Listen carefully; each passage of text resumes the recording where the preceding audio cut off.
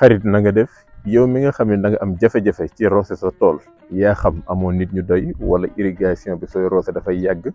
wala boog tàngaay bi mooy tax sa gàncax gi ak loo leen roose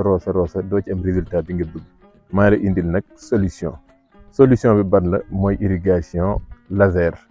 gen laser spray bi nga xam ni moom mooy def irrigation goutte à goutte wante aspersion lay doon maanaam day taw ci biir tool bi. solution bi ma la indil nag mooy gen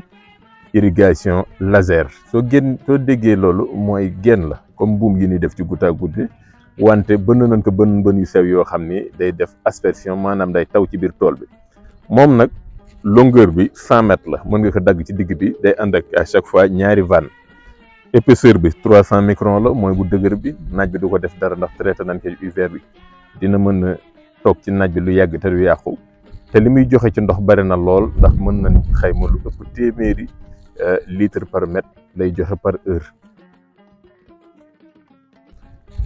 soo koy tëral ci tool bi nag di nga am écartement 4 mètres diggante ñaari ligne bi.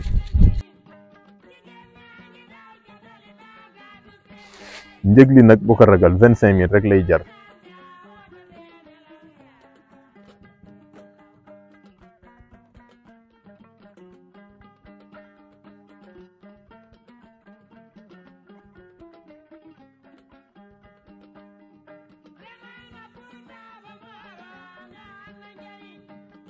rouleau boo jënd dañ lay jox ñaari départ 32 yoo xam ne mooy ànd ak moom nga mën ko samp ci tool bi